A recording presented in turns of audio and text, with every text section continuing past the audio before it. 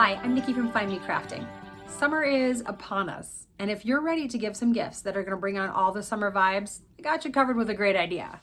Look at these adorable fruit pot holders, trivets, pot coasters, whatever the heck you want to call these. This is a free pattern from durableyarns.com, and it's ingenious because these are totally firm and sturdy because of this ingenious design. There's a piece of cork in here. This part is elastic, so you can easily take it off so you can wash it. And they have some great color ideas. You can make watermelon, lemon.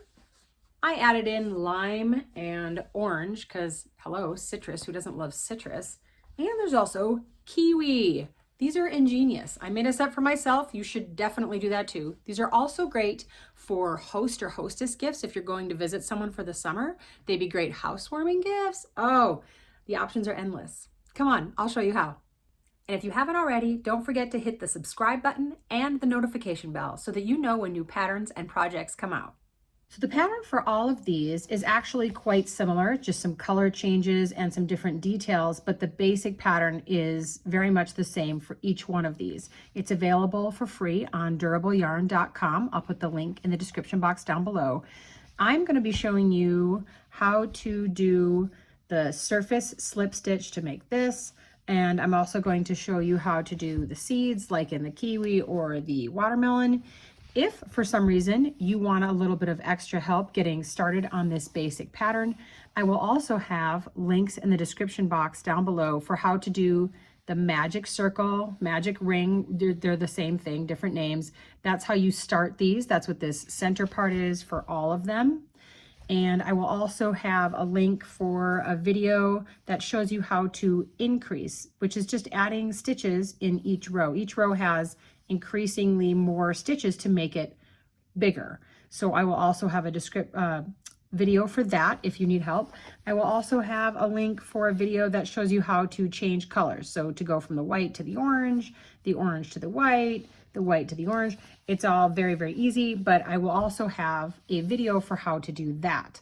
So I could show you the details today, but if you need help with any of the rest of this, I do have links that will help you with all the rest of these projects. This pattern calls for a size 4 medium 100% cotton yarn. So for almost all of what I did, I used Crafter's Secret Cotton. This is available at Hobby Lobby.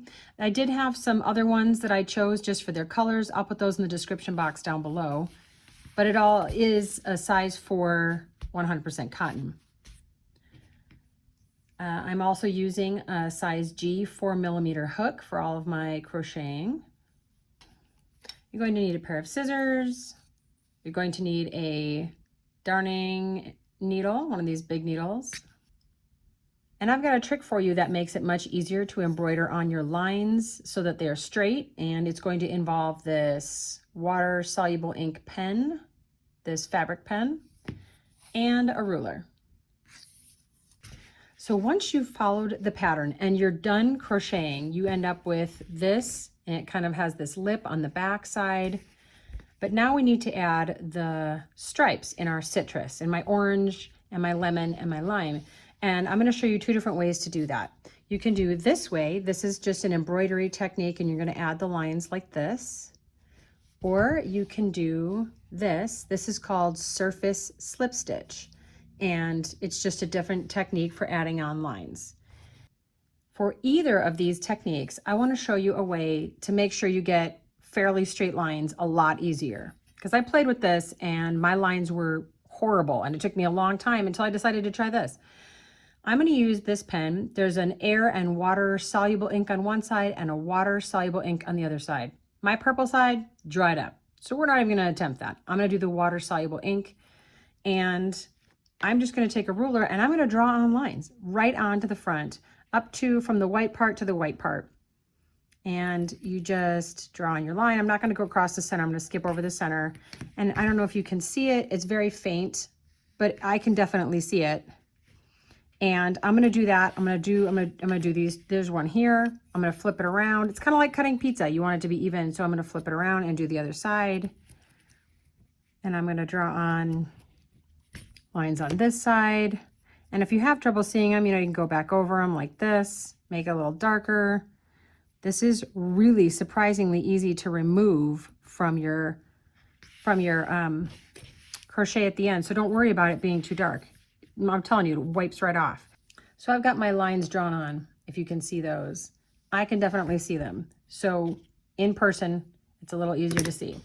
Now, if you want to do this technique, the embroidery technique, you need to get a length of yarn ready. Now, the longer the length of yarn you use for this, the bigger the pain is going to be to pull it through. But I'll be honest, I really hate weaving in ends, and I hate having to reattach yarn. So I'm going to go for about 2 yards. I'm seriously going to pull off about 2 yards of this stuff and cut it. So once you have your yarn cut, you're just going to thread one end onto a darning needle, an embroidery needle, whatever we're calling this. I'm going to thread it on. I'm going to start over at this end, and what I'm going to do is come up through the white, and then I'm just going to follow one of my lines and go about the length of a stitch. So you're going to kind of cover that whole double crochet with the yarn, and you're going to pull it through till you have just a little bit of a tail. You don't want to pull it all the way through, so leave yourself enough of a tail that one wrong move isn't going to pull this out later. Or you can knot it, actually. Let's do that. Let's knot it, and then I know it's not going to pull through. So after my first stitch, I'm just going to knot this in place and leave myself a tail to weave in. So there's one part. Now I'm going to come up here ahead of my stitch, closer to the center, and I'm going to come up along the line that I've drawn. I'm going to come up from the bottom. I'm going to pull it through, and now I'm going to go back down through this same hole where the end of my last stitch was, and pull it through. And so you get this. So now I'm gonna, oh, I have more, pull it through. So I'm gonna jump ahead here. I'm gonna come up right here along my line that I've drawn. The reason the line helps is because, at least for me, I want to unconsciously follow the edge of my stitches, and that does not give you a straight line. So I kept getting crooked lines, and it drove me insane. Now, the great part about this technique is there's going to be less to weave in, because instead of cutting off right here, which you could do, you could cut off, tie it, weave in your ends. I don't want to do that. What I'm going to do is I'm going to weave underneath here just a couple stitches to hold it in place. And then I'm going to start at the center and work my way. I'm going to start here and work my way out. So I'm going to come up through my center. And now I'm going to go down. See, I'm still following the line that I've drawn with my marker. I'm going to go right here. Do like that. And now once again, I'm going to kind of come forward a whole stitch towards myself. I'm going to come up. And then I'm going to go back down through that same spot where I finished off my last stitch. And I'm just going to do that till I get to this edge. I'm going to weave my ends in just a little. I'm going to weave it underneath here. And then I'm going to go back over here, weave underneath, come back out here. With about 2 yards of the yarn, I was able to get about half of my orange done before I needed more yarn. So I only had to weave in 4 ends versus, you know, whatever that would be, 16, 18, whatever it is, whatever disgusting amount of weaving in that would be. So that's how you get this. If instead you want to try the surface slip stitch to make your lines like this, I'm going to use the same lines that I drew on earlier. Those blue lines are going to be my guide. And I'm going to take my cotton yarn, same cotton that's in here. It's a size 4 white cotton. And I'm going to make a slip knot. So I just need to wrap it around my fingers. And in the back, I'm going to pull up some of my working yarn, and I'm just going to pull on it to tighten. So now I have a slip knot. You can loosen and tighten this. I'm going to start over here in the white stripe so that it makes it a little easier to hide this starting point. And I'm going to find the end of one of my lines, and I'm just going to insert my hook right now from front to back. And now I'm going to attach my slip knot to it. I'm going to tighten it up by pulling on the working yarn. And I'm going to pull it through to the front without snagging any of my regular yarn, which And that first one is kind of tricky, I feel like. Okay, I'm gonna try it again. I'm gonna pull it through to the front. Now, I'm gonna follow the line that I made with my marker. I'm gonna hold my working yarn underneath, so I kind of hold this in place.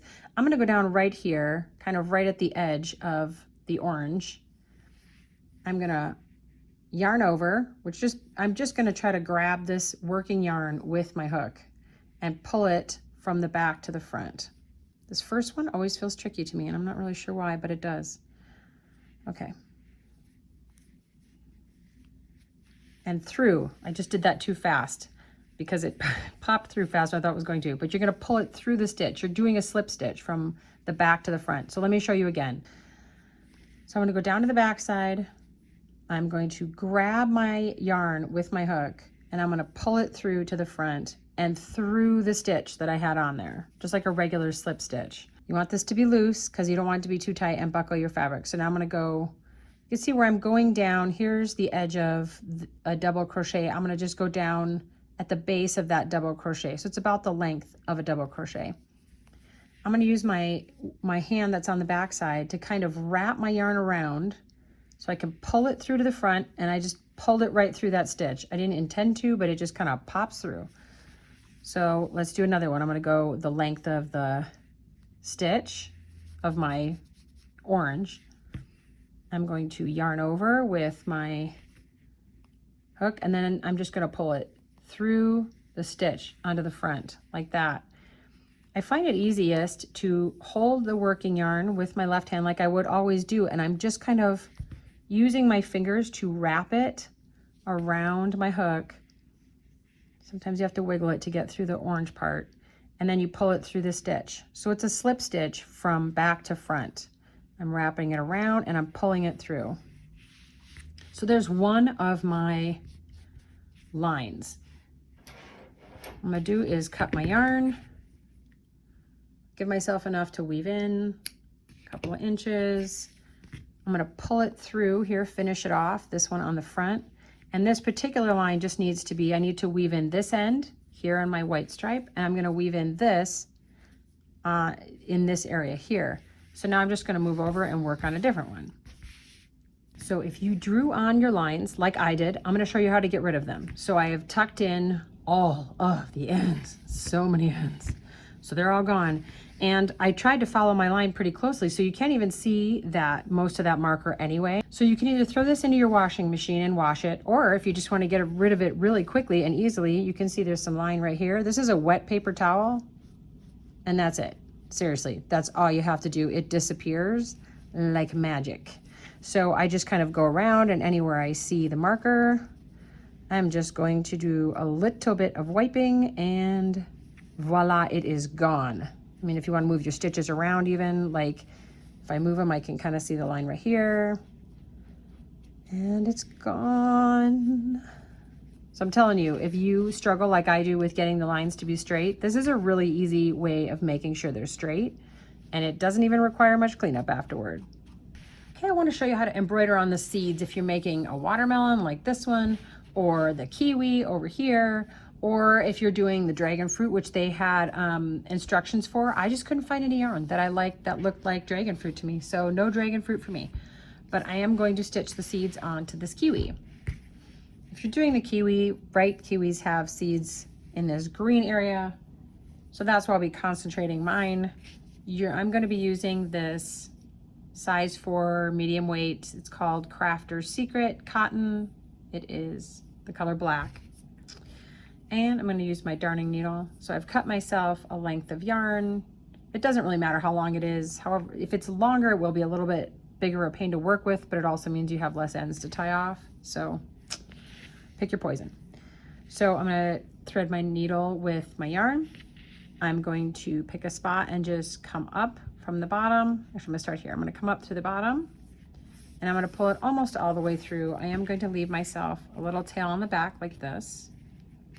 And I'm just gonna choose somewhere to go down. And it looks like that. There's one seed. And just for this first one, I'm gonna tie my end and my working yarn together so I don't accidentally pull out my end and then, you know, have to redo seeds. It's already gonna be enough of these, I don't need to redo them. And I'm going to be working kind of in a circle. I'm going to work in one general area at a time so that I don't have big stretches of yarn in the back. So I'm just going to pick another spot. You want it to look kind of random, so don't make them all super even. And then just go down where I want my seed to be. Seed number 2. The kiwis apparently have just way too many seeds, so I'm going to be doing this for a while. When you're getting low on yarn, what I like to do to tie off is I'm going to bring it up from the back to the front, but I'm going to leave a loop here. Sometimes it helps to put your finger in there so you know you're not going to pull it out. And I'm just going to make another little seed. And then I'm going to go back down to the back here. And when I pull on this, I want to go through the loop I made. Actually, I just came out of the loop I made. So I'm going to go through the loop that I left on the back, and that kind of knots it. And then I'm going to, sometimes I like to knot it even further. I just want to make sure it's not going to come out. So I'm going to go underneath the stitch, leave myself a loop, go back through the loop with my needle and knot it. And then you're just going to want to weave in this end so that you can't see it, and start again with another length of yarn. So once you have your whole thing completed and all of your yarn ends are tucked in, it's time to put the elastic into this part here. I chose to use round cord elastic. Looks like this. You could probably use slightly fatter elastic. I just didn't think I needed it to be slightly fatter. So I'm not even going to cut any length of this right now. I'm just going to thread one of my ends on here. And I'm going to pick any spot really. I guess you could go where your seam is. I think my seam's right here. And you're just going to weave this in and out. So I'm going to go under these 2 loops. I'm gonna skip one and just go from the outside in under this set of loops. I'm gonna skip one and go under, skip one and go under. And the reason I didn't cut off is because I want to be able to tighten it up and get just the perfect amount. So I just keep pulling it through, and it's going to tighten this a little bit. That's the ultimate goal anyway, so that's fine. So you just need to do this all the way around till you get back to the start. I like to end with both of the beginning and the working yarn. I like to finish with both ends on the inside. So it's kind of just this stretchy mess right now. And at this point, I think it's easier to put your trivet inside so that you know exactly how it's going to fit. I get it fairly straight on the top so that I don't tighten this down and make it uneven. So I've got both my starting end and my finishing, the working yarn, or working elastic, which is still over here. And I'm just gonna tighten this. Just pull them until I feel like it's tight enough that it's definitely gonna stay on and not be wiggling around on me. And I'm just gonna knot this. At this point, you can cut your end because you know how long you need it to be. So I'm just cut about that much. And I'm just going to knot it, pull it a little bit tighter.